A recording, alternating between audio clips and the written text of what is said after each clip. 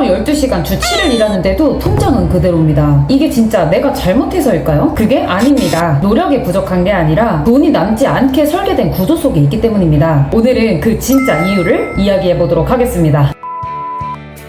사업을 하다 보면 결국 두 가지 고민이 생기는데요. 당장 오늘 버틸 운영 자금이랑 미래를 지켜줄 자산, 이 두 가지를 모르면 아무리 매출이 커져도 통장은 그대로입니다. 사업을 하다 보면 갑자기 통장이 마이너스가 될 수도 있습니다. 하지만 이 두 가지를 제대로 이해하고 전략적으로 움직이는 순간 그때부터는 단순하게 자영업을 하는 사장님이 아니라 사업을 넘어서 자산을 키우는 사장님이 될 수 있습니다. 솔직히 이런 말 많이 들어보셨을 거예요. 매출 잘 나면 괜찮지 않나요? 그런데 제가 자영업자 대표님들을 많이 상담하면서 한 가지 확실하게 느낀 게 있습니다. 매출 잘 나는 사장님보다 자산을 가진 사장님이 결국 이기더라. 처음에는 다들 비슷하게 시작합니다. 매달 매출도 꾸준히 잘 나오고 현금도 돌고 아무런 문제가 없을 것 같은데 이게 몇 년 지나다 보면 누군가는 그대로고 누군가는 건물주가 되어 있습니다. 대체 왜 그럴까요? 손익으로만 돈을 버는 구조는 너무 한계가 명확하기 때문입니다. 매달 장사 잘 돼서 돈 버는 것도 너무나 중요하지만 그 돈이 내 자산으로 남지 않으면 결국 처음으로 돌아가게 되어 있습니다. 그게 현실이에요. 왜냐면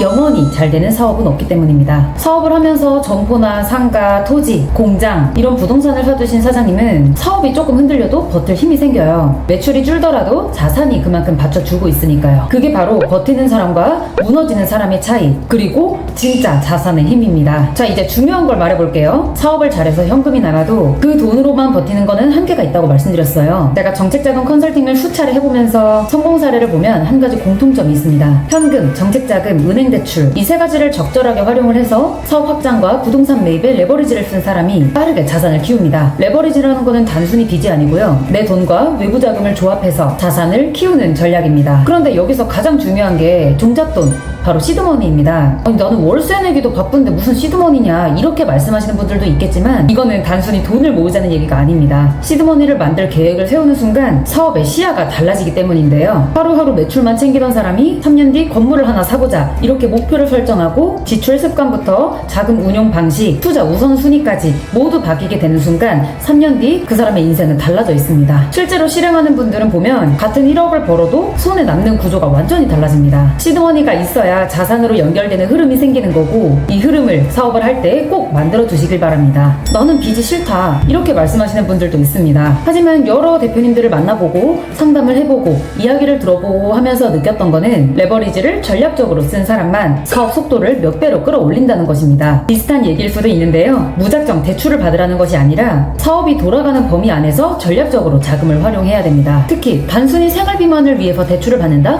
절대 그러시면 안 됩니다. 빠져나올 수 없는 구렁텅이로 빠지게 될 수 있습니다. 예를 들어 카페를 운영 중인데 매출도 어느 정도 안정적으로 들어왔다. 정책자금이나 대출로 장비나 인테리어에 투자를 할 수 있습니다. 물론 단순히 투자만 해서는 안 되겠죠. 그 투자로 인해서 내가 더 매출을 끌어올리기 위해 노력을 해야 되는 것이고요. 소소매업이나 제조업이라면 시설 자금으로 창고 매입도 가능합니다. 이런 식으로 사업 성장을 위해 필요한 돈을 외부에서 끌어와야 내 돈으로만 사업하는 한계를 깨트릴 수 있습니다. 결국 중요한 건 빚이 아니라 돈을 어떻게 쓰고 굴릴 것인가입니다. 나는 은행 가면 돈 잘 빌려줘요. 나는 신용이 안 좋아서 대출도 안 되던데요? 이런 말 꽤나 자주 듣습니다. 은행은 절대 손해보는 장사를 안 하는데 리스크가 보이면 바로 뒤로 빠집니다. 사업을 할 때 자금이 부족해서 은행으로만 가시는 분들이 있는데 그러지 마시고 반드시 나라에서 지원하는 정부 정책자금을 활용하시길 바랍니다. 정부나 지자체 아니면 재단에서 지원하는 정책자금은 금리도 유리하고 나라에서 보증을 서는 자금이기 때문에 일반 금융기관의 은행보다는 훨씬 유리한 조건으로 자금을 받을 수 있습니다. 예를 들어 운영자금은 원자재 구매, 재고 확보, 급여, 월세, 그리고 시설자금은 공장이나 창고, 설비 투자 이걸 잘 활용하면 돈이 없어서 기회를 잡지 못했다 이런 말은 접을 수가 있습니다. 제조업을 운영하는 대표님이라면 중소벤처기업진흥공단 기술보증기금, 음식점이나 일반 기타 서비스업을 운영하는 대표님은 소상공인진흥공단 신용보증재단, 매출 규모가 어느 정도 있는 유통업이라면 소상공인진흥공단 신용보증기금 이렇게 각각 지원하는 자금들이 다르니까 상담해보셔서 정부 지원자금도 잘 활용해보시는 것이 중요하겠습니다. 어떻게 시작하는지 잘 모르고 어렵거나 이미 기대출이 있어서 자금 조달에 좀 어려움을 겪는 대표님이라면 컨설턴트의 도움을 받는 것도 하나의 전략이 될 수 있겠습니다. 제가 컨설팅하면서 정말 자주 보는 사례인데요. 장사는 정말 잘 돼요. 매출은 계속 쭉쭉 올라가고 있습니다. 합니다. 그런데 몇 년이 지나면 통장에 남는 게 없어요. 이유는 간단합니다.